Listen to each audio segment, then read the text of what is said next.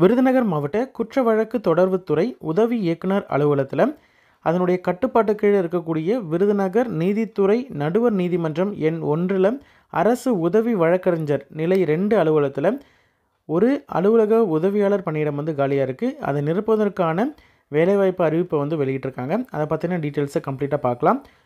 பதவியோட பெயர் வந்து அலுவலக உதவியாளர். ஒரு வேக்கன்சி இருக்குது. ஜென்ரல் டர்னில் நான் ப்ரையாரிட்டியில் இருக்குது. சரிங்களா? எந்த கேண்டிடேட் வேணாலும் அப்ளை பண்ணலாம், எந்த கேட்டகரி கேண்டிடேட் வேணாலும் அப்ளை பண்ணலாம். ஊதிய விகிதத்தை பொறுத்த வரைக்கும் நிலை 1 லெவல் 1ல் இருக்கக்கூடிய ஒரு போஸ்ட்டு மினிமம் பேசிக் சேலரி பார்த்திங்கன்னா 15,700 ரூபாயிலேருந்து 50,000 ரூபாய் வரைக்கும் உங்களுக்கு வந்து இந்த போஸ்ட்டில் இருக்கக்கூடிய ஒரு சேலரியாக ஃபிக்ஸ் பண்ணியிருக்காங்க. ப்ளஸ் அலவன்சஸ் எல்லாமே வந்து ஆஸ் பர் கவர்மெண்ட் ரூல்ஸ் படி உங்களுக்கு உண்டு. சரிங்களா? கல்வி தகுதியை பொறுத்த வரைக்கும் மினிமம் 8ஆம் வகுப்பு தேர்ச்சி பெற்றிருந்தால் போதுமானது. சரிங்களா? அலுவலக முகவரி என்னன்னு பார்த்தீங்கன்னா உதவி இயக்குனர் குற்ற வழக்கு தொடர்பு துறை, மதுரா வசந்தம், எண் 129/W19, லட்சுமி காலனி, கச்சேரி ரோடு, விருதுநகர் மாவட்டம். சரிங்களா? இதான் வந்து ஆஃபீஸ் அட்ரஸ். இந்த அட்ரஸ்க்கு தான் நீங்கள் வந்து அப்ளிகேஷன் வித் நெசசரி டாக்குமெண்ட்ஸை வந்து சென்ட் பண்ணணும். அப்ளிகேஷன் எங்கே கிடைக்கும் அப்படின்னு பார்த்தீங்கன்னா virudunagar.nic.in அப்படின்ற அஃபிஷியல் வெப்சைட்டில் நீங்கள் வந்து அப்ளிகேஷன் வந்து கொடுத்துருக்காங்க. அந்த அப்ளிகேஷனை டவுன்லோட் பண்ணிவிட்டு ஃபில் பண்ணி நீங்கள் அனுப்பணும். சரிங்களா?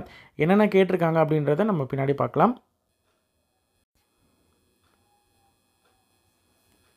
ரெஜிஸ்டர்ட் போஸ்ட் மூலியமாக, அதாவது பதிவஞ்சல் மூலயமாக நீங்கள் வந்து அனுப்பணும். மேலே குறிப்பிட்டிருக்கக்கூடிய அட்ரஸ்க்கு அனுப்பணும். 15/10/2024 தான் அப்ளை பண்ணுறதுக்கான, அதாவது போஸ்ட் வந்து சென்ட் பண்ணி அங்கே ரிசீவ் ஆகிறதுக்கான கடைசி நாள் 15/10/2024 மாலை 5 மணிக்குள்ளே வந்து அங்கே ரீச் ஆகணும். சரிங்களா?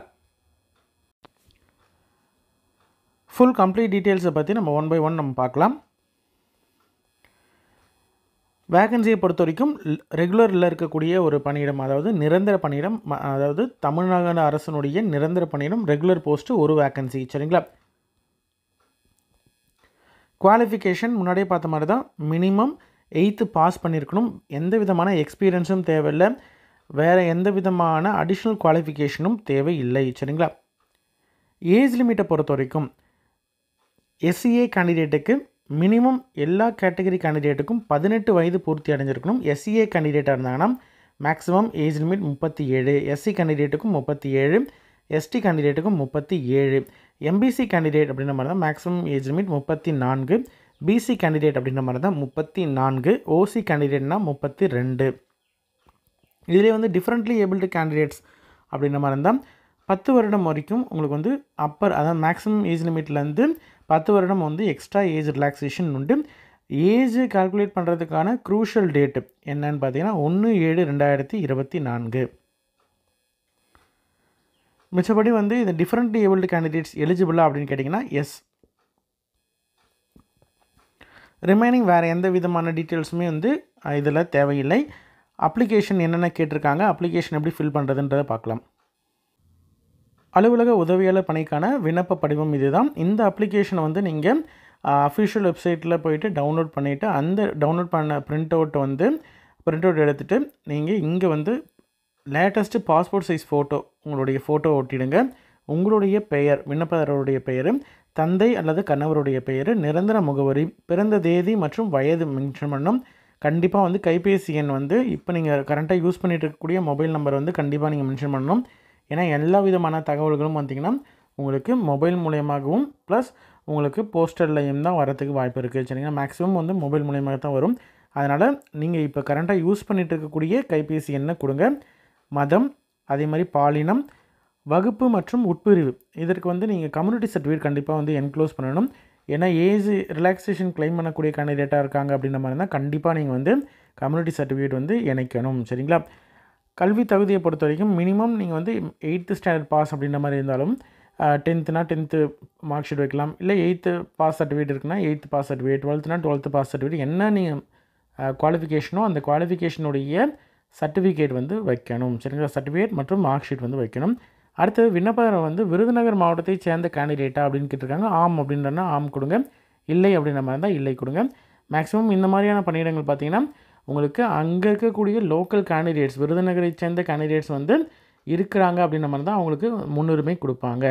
அடுத்தது வேலைவாய்ப்பு பதிவு விவரம் வந்து கேட்டிருக்காங்க. அதாவது எம்ப்ளாய்மெண்ட் எக்ஸ்சேஞ்சில் நீங்கள் வந்து பதிவு பண்ணியிருக்கீங்களா அப்படின்ற மாதிரி இருந்தால் பதிவு பண்ணதுக்கான பதிவு எண், பதிவு பண்ணதுக்கான நாள், புதுப்பிக்க ரெனியூ பண்ண வேண்டிய நாள் என்ன அப்படின்றதையும் கேட்டிருக்காங்க. சரிங்களா? அடுத்தது இருப்பிடச் சான்றிதழ். அதாவது நீங்கள் அங்கே விருதுநகர் கேண்டிடேட்டாக இருந்தாலும் சரி, வெளியில் இருக்கக்கூடிய பிற மாவட்டத்தைச் சேர்ந்த கேண்டிடேட் அப்படின்ற மாதிரி இருந்தாலும் சரி, உங்களுடைய ஆதார் கார்டோ, வாக்காளர் அடையாள அட்டையோ, இல்லை வந்து குடும்ப அட்டையோ ஏதாவது ஒன்று நீங்கள் வந்து இதில் இணைச்சி காப்பி வந்து என்க்ளோஸ் பண்ணி நீங்கள் அனுப்பணும். இங்கேயும் வந்து நீங்கள் மென்ஷன் பண்ணணும், அதனுடைய நம்பரை மென்ஷன் பண்ணணும்.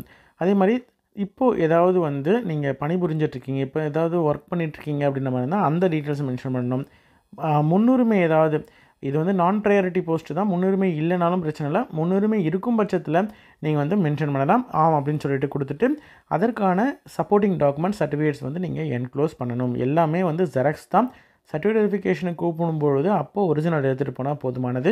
இந்த அப்ளிகேஷன் ப்ளஸ் ஜெராக்ஸு, உங்களுடைய Aadhaar card, community certificate, education qualification, வேறு ஏதாவது முன்னுரிமை சான்றிதழாக இருக்கட்டும், அல்லது எக்ஸ்பீரியன்ஸ் இருக்குது அப்படின்ற மாதிரி இருந்தாலும் சரி, எதுவாக இருந்தாலும் சரி இருந்தால் வைக்கலாம், இல்லைனா பிரச்சனை இல்லை.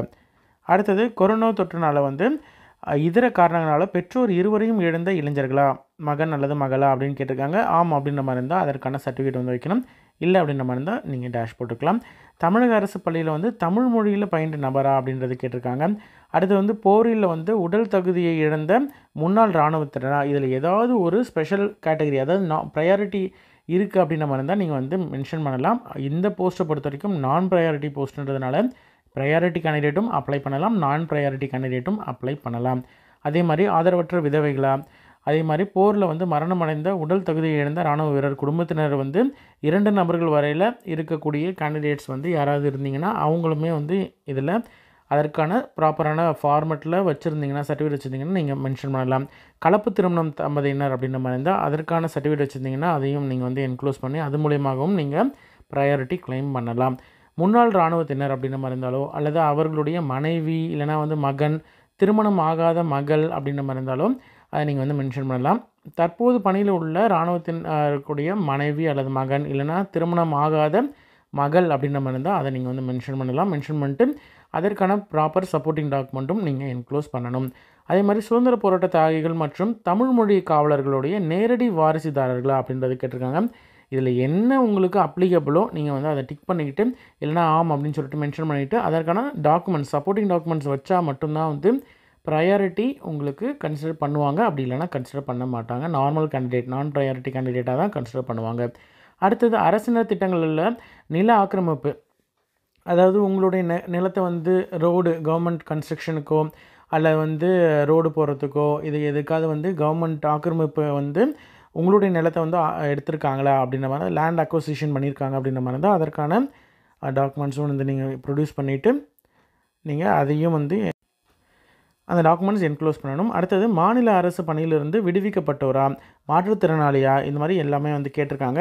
அதே மாதிரி தமிழக அரசின் கீழ் வரக்கூடிய விழிப்புணர்வு நிறுவனம் மற்றும் சீர்திருத்த பள்ளிகளில் வந்து இல்லவாசிகளா, இல்லைனா வந்து முன்னாள் இல்லவாசிகளா அப்படின்னு கேட்டிருக்காங்க. இருமொழி திட்டம் செயலாக்கத்தினால பணியிழந்த இந்தி மற்றும் இதர மொழி ஆசிரியர்களா, பிராந்திய படையில் வந்து 6 மாதத்திற்கு மேலே பணிபுரிந்த பின்னர் பணியிலிருந்து விடுவிக்கப்பட்ட பிராந்திய படையில் பகுதி நேர பணியாளராக இருந்தீங்களா அப்படின்றது கேட்டிருக்காங்க. இது எல்லாமே வந்து இதெல்லாம் அப்ளிகபிளோ உங்களுக்கு வந்து அப்ளிகபிள் இருக்கிறத நீங்கள் டிக் பண்ணிவிட்டு அதற்கான ப்ரூஃப் வச்சு நீங்கள் வந்து என்க்ளோஸ் பண்ணி அனுப்பலாம். சரிங்களா? அதே மாதிரி பணியிலிருந்து விடுவிக்கப்பட்ட மக்கள் தொகை கணக்கெடுப்பு நிறுவன பணியாளர்களா அப்படின்றதையும் கேட்டிருக்காங்க. 31/12/1984 வரையில் குறைந்தது 1 வருட காலம் வந்து பணிபுரிந்த இளைஞர் சேவை படையுடைய தன்னார்வலரா, வாலண்டியரா அப்படின்னு கேட்டிருக்காங்க. அதுவும் வந்து எலிஜிபிள். அதனால் இது ஏதாவது ஒரு ப்ரையாரிட்டி இருந்தாலுமே நீங்கள் வந்து அதை மென்ஷன் பண்ணலாம், இல்லைனாலும் பிரச்சனை இல்லை. கீழே வந்து சைன் பண்ணிக்கோங்க. அதுக்கப்புறமேட்டு உங்களுடைய எந்த இடத்துலேருந்து நீங்கள் அனுப்புகிறீங்களோ இடம் மற்றும் தேதியை வந்து குறிப்பிடணும். கண்டிஷன்ஸ் என்னென்ன அப்படின்றது கீழே கொடுத்துருக்காங்க. அதை விண்ணப்பத்தில் வந்து இந்தியராக இருக்கணும் அப்படின்றத சொல்லியிருக்காங்க. விருதுநகர் மாவட்டத்தை வசிப்பதை வந்து இருக்கணும் அப்படின்றதையும் சொல்லியிருக்காங்க. மெயினாக வந்து இந்த மாதிரியான பணியிடங்கள் வந்து விருதுநகர் அப்படின்னா விருதுநகர் மாவட்டத்தை சேர்ந்த கேண்டிடேட் மட்டும்தான் எலிஜிபிலிட்டி வரும். ஓகேங்களா? அடுத்தது விண்ணப்பப்படி வந்து சரியான தகவலுடன் முழுமையாக பூர்த்தி செய்யப்படணும் அப்படின்றதையும் கொடுத்துருக்காங்க. அதே மாதிரி இன்கேஸ் ஏதாவது தப்பாக இருக்குது அப்படின்ற மாதிரி இருந்தால் அப்ளிகேஷன் வந்து ரிஜெக்ட் பண்ணிடுவாங்க. அதே மாதிரி நேர்காணல் அப்போது வந்து கண்டிப்பாக எட்டாம் வகுப்பு தேர்ச்சி பெற்றதுக்கான ப்ரூஃப் வந்து வச்சுருக்கணும். முன்னாடியே நீங்கள் வந்து சர்டிஃபிகேட், அதாவது அதை மினிமம் 8th ஸ்டாண்டர்டாக இருந்தாலும் 10th 12th இது மாதிரி முடிச்சிருக்கீங்க அப்படின்ற மாதிரி தான் அதற்கான ப்ரூஃப் வந்து வச்சுருக்கணும். அதே மாதிரி அதற்கான மார்க் ஷீட்டு, ஏஜுக்கான ப்ரூஃப், டேட் ஆஃப் பர்த்துக்கான ப்ரூஃப், பர்த் சர்டிஃபிகேட்டாக இருக்கலாம், இல்லை 10th இல்லைனா வந்து வேறு ஏதாவது ப்ரூஃபில் இருக்கணும். சரிங்களா? அடுத்து வந்து இனம், சாதி, இருப்பிடச் சான்றிதழ் இந்த மாதிரியான அனைத்து விதமான கண்டிப்பாக வந்து எல்லாத்துலேயும் செல்ஃப் அட்டஸ்டேஷன் ஜெராக்ஸ் எடுத்துக்கோங்க. கீழே வந்து சைன் பண்ணிக்கோங்க. சைன் பண்ணி நீங்கள் அனுப்பணும். அனுப்ப வேண்டிய அட்ரஸ் மேலேயே நம்ம பார்த்தோம். 15/10/2024 தான் அப்ளை பண்ணி அங்கே ரீச் ஆகிறதுக்கு, அதாவது உங்களுடைய அப்ளிகேஷன் போஸ்ட்டில் போயிட்டு அந்த ஆஃபீஸ்க்கு ரீச் ஆகிறதுக்கான கடைசி நாள் 15/10/2024 மாலை 5 மணிக்குள்ளே அங்கே போகணும். சரிங்களா? அதே மாதிரி உங்களுக்கு இன்டர்வியூ அட்டன் பண்ணுறதுக்கு எந்த விதமான டிஏடிஏவும் வந்து கொடுக்க மாட்டாங்க. உங்களுடைய ஓன் எக்ஸ்பென்சஸில் தான் வந்து நீங்களாக தான் வந்து போயிட்டு உங்கள் செலவில் தான் நீங்கள் போயிட்டு அட்டன் பண்ணணும். சரிங்களா?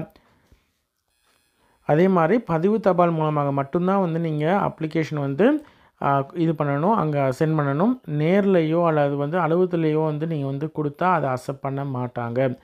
ஓகேங்களா? பதிவு தபால் மூலமாக மட்டும்தான் அனுப்பணும். சரிங்களா? இன்ட்ரெஸ்டட் கேண்டிடேட் அனுப்புங்க. உங்களோட ஃப்ரெண்ட்ஸ் சர்க்கிள்லையோ ரிலேட்டிவ்ஸ்லையோ யாராவது வந்து விருதுநகர் மாவட்டத்தை சேர்ந்த கேண்டிடேட்ஸ் இருக்காங்க, அவங்க வந்து இந்த போஸ்ட்டுக்கு எலிஜிபிள் அப்படின்னு நினச்சிங்கன்னா அவங்களுக்கு இந்த வீடியோவை ஷேர் பண்ணுங்கள். கண்டிப்பாக அவங்களுக்கு யூஸ்ஃபுல்லாக இருக்கும். சரிங்களா? நன்றி.